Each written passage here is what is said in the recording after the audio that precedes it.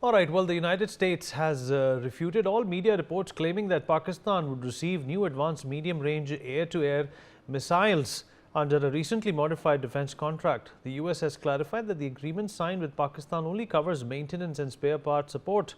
The US states that, contrary to false media reports, no part of this reference contract modification is for deliveries of new AMRAAMs to Pakistan. This clarification followed media reports, including from Pakistan's Dawn newspaper, that interpreted the Department of War's contract update as a new missile sale. According to the Department of War, the contract involves foreign military sales to several countries, including Pakistan, but inclusion pertains only to sustainment support activities and not to any new missile deliveries. Pakistan had previously purchased about 700 AMRAAMs in 2007 for its F-16 fleet, which have been reportedly used by the PAF to shoot down an Indian Air Force MiG-21 in February of 2019. Now let's take a comprehensive look at what are the AMRAAM missiles and what exactly has Pakistan lost in this deal. And then, of course, we'll also be speaking to some experts who are going to shed some important light on what does this say or signify or denote about the relationship between the Americans and the Pakistanis. Pakistan's dreams have been crushed. Big no for the AMRAAMs. What is an AMRAAM? It's of course an abbreviation for Advanced Medium Range to Air Missile, which is a supersonic radar air-guided missile. It is developed by the United States of America. Like I said, they have earlier on delivered and given these missiles to Pakistan. It's an important and a potent tool. In fact, their capabilities include they can hit a target from 20 kilometers up to over 160 kilometers. Handy for Pakistan if there's a conflict with India. Uses active radar homing, which means it can guide itself to the target after launch. In fact, more capabilities also talk about its supersonic status, which has a speed of Mach 4. It can lock onto and engage multiple targets simultaneously. So unique capabilities of the AMRAAMs, which Pakistan is not getting. Usage, of course, air-to-air, launched from fighter jets such as the F-15, 16, F-22, F-35 and a few more aircrafts there. Surface-to-air, used in ground-based air defense systems such as the NASAMS system. We have seen Pakistan use these ground-to-air missiles in Operation Sindoor as well. Historical context, Pakistan has operated older AMRAAM variants since 2007. Pakistan has operated older variants since 2007, and of course this brings about a sense of technological capabilities that Pakistan has enjoyed when it comes to these AMRAAMs. The new missiles would extend operational lifespan of F-16 fleet, which is a key component of Pakistan's Air Force. These are the fighter jets which have been given to Pakistan on several conditions. A, they don't use them against India. These missiles more resilient against modern aerial threats, including low observable aircrafts as well. So radar and its evasive attitude is also something that can be navigated by some of these missiles. So Pakistan is at a loss here. These losses talk about the enhanced beyond visual range capability that these missiles have. The latest variants of the AMRAAM, such as the AIM-120D, have a greater range, which would allow the PAF F-16s to engage enemy aircraft from a greater distance. 160 kilometers is already the range, but it can even go further. Well, remember folks that whenever Pakistan buys anything from the Americans, it's always keeping what it can do to India or what it can do in that conflict with India in mind. Ambassador Suresh Kumar Goyal, former diplomat, with us on the program. Major General Sudhakar Ji, senior geopolitical and strategic defense expert, with us on the show. Mr. Gautam Mukherjee, senior journalist, also joins us on the program. Last but not the least, Mr. Bipin Sharma, senior journalist, joins us on the program as well. Ambassador Goyal, what do you make of this downgrade that the Americans have, put on Pakistan at this point in time, for the lack of a better word? Does this denote any kind of an intention that Pakistan and the Americans, have showcased and showed off in the recent past, including that visit by Asim Munir and Shahbaz Sharif to the White House, where they in fact took a briefcase of rare minerals to in fact impress the Americans? Doesn't seem like the Americans are impressed. Vineet, very short answer to what you're asking would be I will not be able to judge at all what the USA is doing. President Trump has shown very clearly that his responses can be verifiable, can be can be changed at the drop of a hat or in the blink of an eye. Therefore, what President Trump says or does not say in public, or through his own spokesperson, I will not be really going by that at all. Frankly speaking, as you said, if Asim Munir goes there and if he takes along with him the Prime Minister of Pakistan, and shows the whole case full of critical minerals, and then announcing that the first shipment of minerals is on the way to the USA. I don't think that it will be just basically for a political kind of a relationship. Obviously, they'll be looking for support from the USA in different areas. And the USA may be looking from Pakistan for several things. But what does Pakistan get out of it? And I will not put it past. Even in the past, there have been defense sales to Pakistan under the radar. This time also, whether there is any supply under the radar, I don't know. I think the more important issue in this case would be how useful is AMRAAM missile to Pakistan under the current circumstances.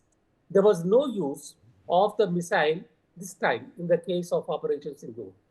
Uh, but the use was basically the Chinese technology, and there was therefore whether Pakistan is still looking for the AMRAAM missiles, how do they fit into their current uh, JF-10 aircraft supplied by China? I think you have a defense expert here who can comment on that much better than I can. But I think it is going to be what does Pakistan want at this stage, and whether they've spelled out what kind of hardware they want. AMRAAM is not really the most important part of it, to my mind. It is the strategic relationship and the placement of Pakistan as a key partner of USA in the region. And just one more thing here. The very fact of stationing the new US ambassador in Delhi, who is going to be looking after the entire South Asia region, obviously Pakistan too, clearly indicates that Gore will be fulfilling Trump's agenda in the region and Pakistan is on ascendance again. We need to be careful. General Sudhakarji, how do you look at it? And I completely understand, sir, Mr. Goyal, where you come from. There are obviously projections and premonitions that we cannot get into, but the US Embassy statement, General Sudhakarji, comes as a direct rebuttal to some of the narratives that Pakistan has been floating in its media mouthpieces. The warming up of both the nations with that visit by Shahbaz Sharif and Asim Munir to the White House could have led a lot of people to believe that the Americans are coming through for Pakistan. But we omit one very important detail. In fact, that detail can be summed up in a word that Ambassador Goyal also used, is the fickle nature of Donald Trump. Good evening. Thank you for getting me for your show, and compliments to very distinguished co-panelists. Yes, you've said it. In my opinion, my take on the whole issue is that Operation Sindoor is a testimony of the ineffectiveness of the air defense of Pakistan. At one point in time, way back in 80s and early 90s, Pakistan has had a very formidable air defense network, integrated network at that point in time. And Indian Air Force, to the best of my memory, if I respect, and it is to find very difficult to penetrate or make any plans to have deep penetration, selection of objectives so as to neutralize them. But today, they have realized during Operation Sindoor, this is a big handicap. Why? Because either the you are saying that MRAMs they had bought 700 sometime in 2007 or 10. My memory says it was not MRAM they had. MRAM, there are two important ingredients you have missed out in your preamble. One is the beyond visual range, although indirectly or directly you have conveyed. It is the pilot does not have to control and guide the missile all along till the target. Pilot simply presses the button. The missile has got inbuilt mechanism to guide itself and follow the target on its own. So it is called as indirectly or directly, it is called got a nomenclature of fire and forget. Those kind of missiles were far and few, seen either during Operation Balakot or during the Operation Sindoor. To my mind, they did not have AMRAAM, and I may be wrong, this needs to be verified. They had a variant of AMRAAM. Variant of AMRAAM is C5 variety. They had bought 500 of them way back in 2007. So this stands to be actually, corroborated. What I'm coming to is that the air defense during Operation Sindoor has given out very glaring deficiencies as far as Pakistan is concerned. Number two, as per my assessment, I have been joining the dots, much against the data which has been revealed by the Chief of the Air Staff during one of the presentations few days back, I think, as a precursor to the 93rd Air Force Day.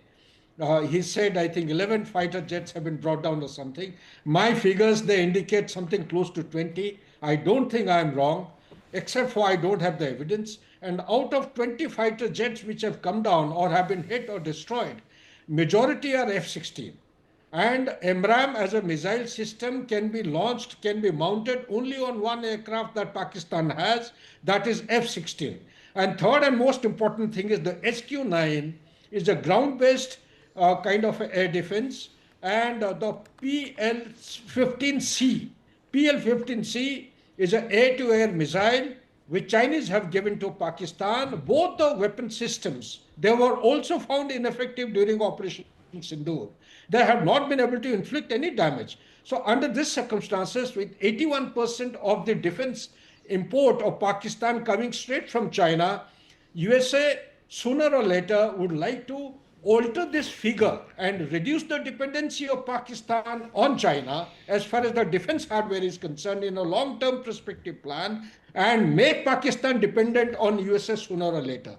Therefore, it makes me to believe what Ambassador Goel has actually brought out, that this is just a temporary kind of a thing, as it seemingly appears that there is a thaw in the relationship between India and USA.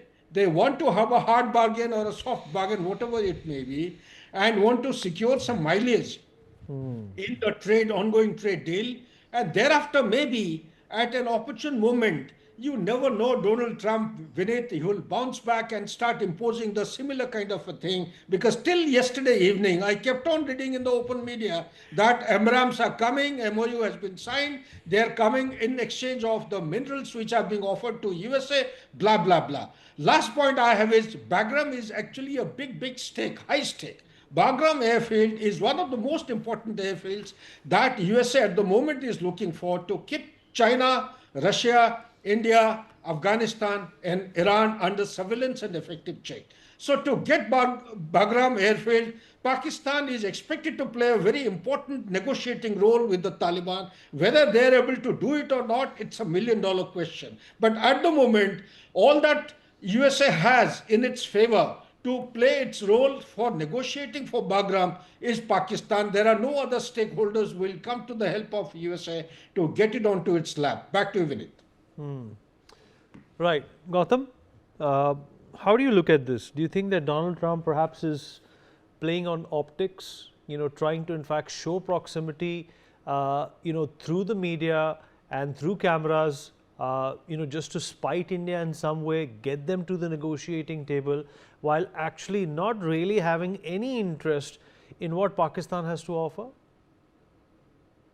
Well, the point is that if missiles like this are given to Pakistan, America will have to pay for them. The difficulty with giving anything of a military kind to Pakistan is that you practically have to give it for free or pay for it. It's very similar to the situation in Ukraine. It is not a strategic advantage at all to arm Pakistan, because what they do with it, if you do give them anything, is up to them. Thereafter, you lose control, because whatever they may say or whatever they may sign, they do as they please, and what they please is to attack India with it. The trouble now in Pakistan's mind is the ineffectiveness of everything that they possess and the help from all their allies, including Turkey, because whatever they brought to the table has failed miserably. Uh, China is also cozying up somewhat towards India, and there is really not much mileage that Pakistan can draw from China. One, because their military hardware is not up to the mark. Two, they are unwilling, the Chinese are unwilling to pour in any more money into Pakistan. So it's a rock and a hard place. America, if it thinks it's threatening, I mean, taking into account everything that the others have said about possibly giving them weapons without, uh, doing it under the table, uh, it doesn't make any difference to India because one, uh, they can't use it. They don't know, as you have realized, that they don't have enough F-16s. So you're going to give them F-16s as well. It becomes more and more impossible as you go down the road. In terms of them helping in Iran, I don't think they have the capacity to do that. Iran is damaged by Israel, but it has much higher military capacity compared to Pakistan. And Pakistan's nuclear threat is very questionable because what is the state of their nuclear arsenal? Is it accessible? Is it effective? Has it been tried in the last decade?